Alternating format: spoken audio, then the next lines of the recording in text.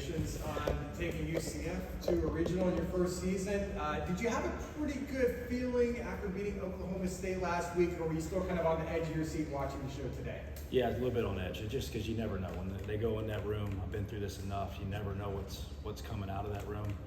But I thought our resume, non-conference, conference tournament was that of a worthy NCAA tournament team, so I was hoping they would look at that. And we're just glad to be still playing. I'm glad we have practice this afternoon. Rich, when you came here, months ago and took the job, I mean, what does this moment mean to you after all that? I mean, come back to UCF and being back in Orlando to get this program where you wanted to be. Yeah, and I think all the things that came along with it, right? Like trying to put together the remainder of a roster in a matter of weeks through the transfer portal and holding on to the freshmen that we did have, the guys who were in-house, those guys, deciding to stay. Because none of these guys had to come here, none of them had to stay, and they all believed in what we were trying to do here. And then to put together a staff kind of on the run, guys that really never had worked together outside of Morgan DePue, our ops guy. I've never worked with any of those guys, so to get all that with the 26 new players and 5 new coaches and to get them all going in the same direction and to watch that kind of evolve over the year and see them win the games on the stage that they had to win them and the way they went about it and represented our program and our school and our city the way they did, and for them to get a chance to keep playing has been unbelievable. You talked about his resume. Did it surprise you then to see last 4 in, considering that resume? A little bit, yeah. I think who we had to play, where we had to play them, the way the schedule was built with the non-conference weekends that we had, and we won 6 out of 10 Big 12 series, 16 Big 12 games, get to the semifinal of the Big 12 tournament. I don't know exactly how many non-conference games we won, but we only lost 3. So that to me felt like it, but you never know. I've been on both sides of this thing, and we won the ACC tournament when I was or ACC championship by 5.5 games in 22 at Notre Dame, and you think you're going to be a national seed, and you don't. Like, it's just, you try to do all you can, and you just hope the committee gives you a shot. UCF was not only last 4 in, but Cincinnati ended up being one of the last 4 out. How do you now contextualize the drama that unfolded in Arlington, beating Cincy next year and beating Oklahoma State in that extra inning game a couple of days later, and you ended up being that close coming to the end? What does that kind of mean to you, and how does that contextualize Arlington for you? Well, I think we knew that going in. I think we knew that. I think Cincinnati knew that. Maybe people on the outside didn't understand that, but I think we kind of understood what that game meant. Not only a chance to advance in the Big 12 tournament, what it meant overall, and what you're going to be up against at the end of the year when they're making decisions on who gets to keep playing and who doesn't. And those 2 games set up nice for us, and we thought we had to win at least 2 to have a chance at doing this thing, and the kids did it. What does it mean? I know you're happy, obviously, for all your players that are making a regional, but there's a lot of guys who are playing their final year of college baseball. They've never made a regional. Guys like Andrew Gray has been here since 2020. Guys like Ben Vespi, Kyle Kramer. I mean, how happy are you, especially for guys like that, knowing that they'll end their career going to the postseason? 100%. We talked about that as a group, and we laid it out there. Like Kramer, Bray, Vespi, there's some other guys in that room that have given everything they could to this program for so long. And I just wanted, and our team wanted them to have the opportunity to experience not only postseason baseball, but NCAA tournament baseball at the highest level. And it means a lot to me and the program that they don't leave this place without playing in the NCAA tournament. You see the bracket announced, and you see obviously a link.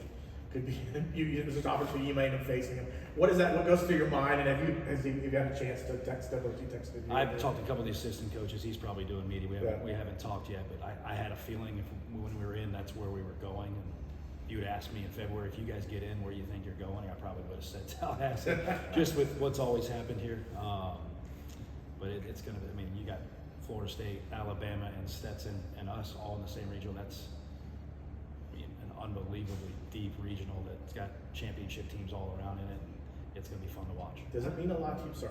Does it mean a lot for you to have, speaking of going to Tallahassee, to be able to have fans from Orlando make the drive up rather than going somewhere else where maybe they wouldn't have so much of the fan baseball? Yeah, I think that helps, right? Like our people can get up here and drive up 75, hang left on I-10, and come watch the Knights play and hopefully cheer us on to victory.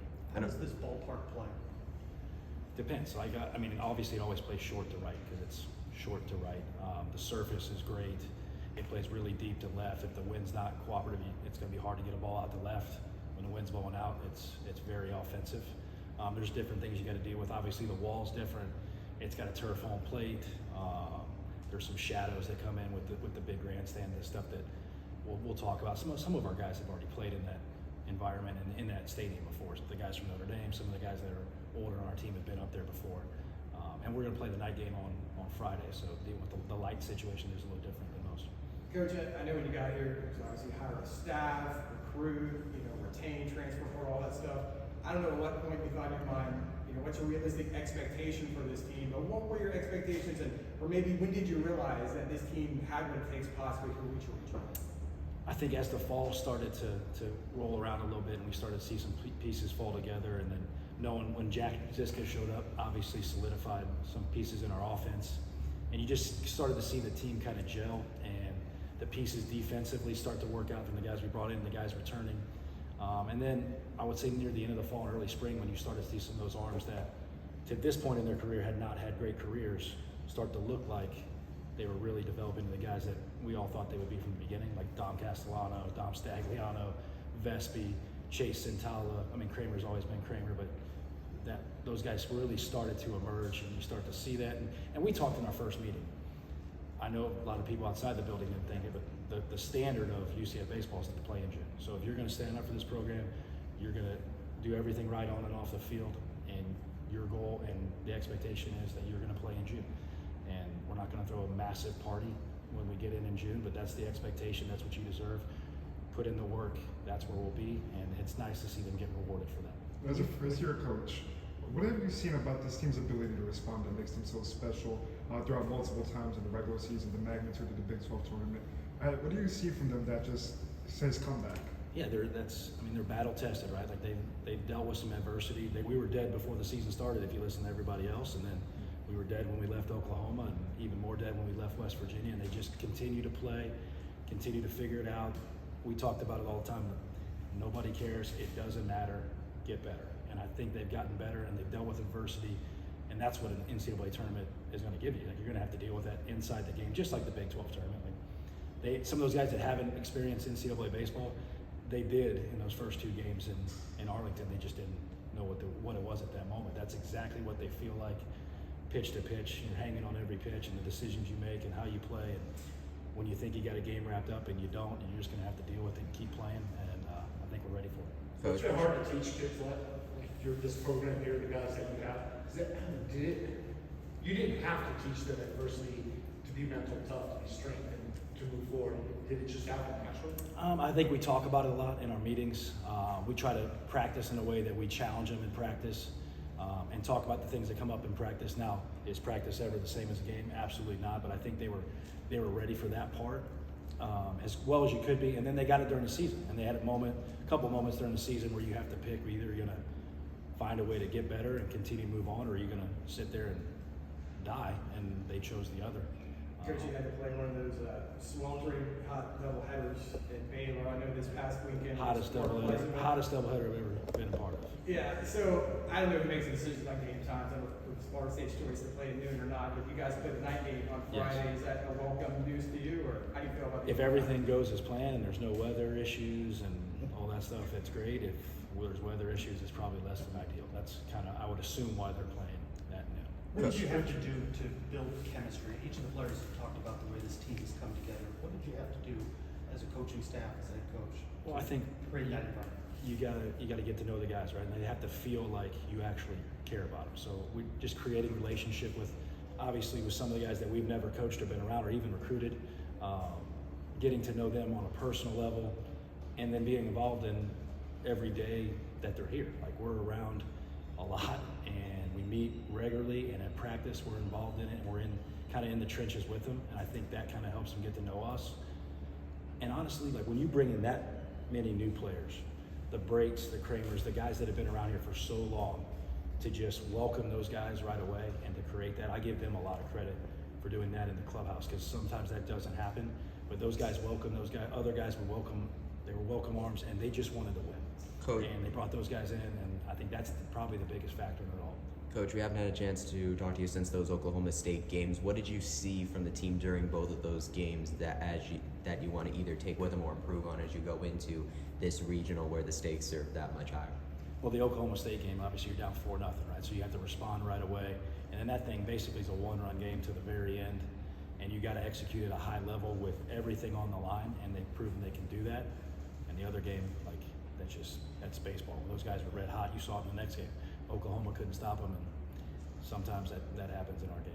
Rich, when you brought guys like Danny and Jack here, was your intent initially anticipation that you might get to regional? You wanted to bring some guys who had some experience with them, maybe, and how can you utilize that experience with this team? I think you bring those guys in because I knew what type of kids they were. They were the type of guys you want in any type of locker room that you're trying to run.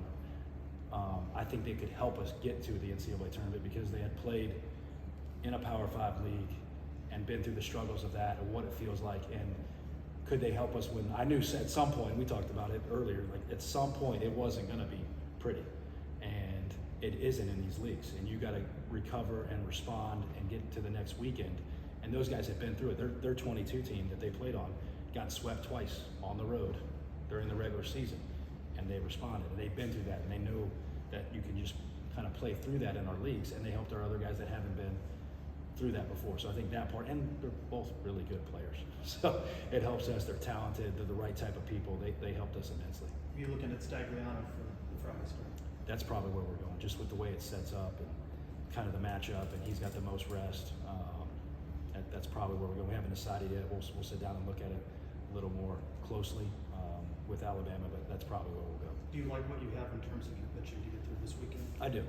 If we can, obviously it helps if you stay in the winner's bracket, but everybody's got pitching issues as far as depth and lining it up. And what our guys had to do in the Big 12 tournament with the Friday doubleheader, the Saturday game where we had to use guys back to back, and then go Tuesday and do the stuff that we did, where we really didn't throw anybody on full rest. Ben was the closest guy we had on full rest. And to have everybody on full rest, a bullpen with 5 days off, which they haven't had since probably January, I like where we're at.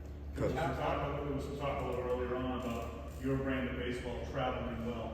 Do you agree with that? I think if when you pitch and you play defense and you execute offense, it doesn't matter where you're playing, when you're playing, who you're playing.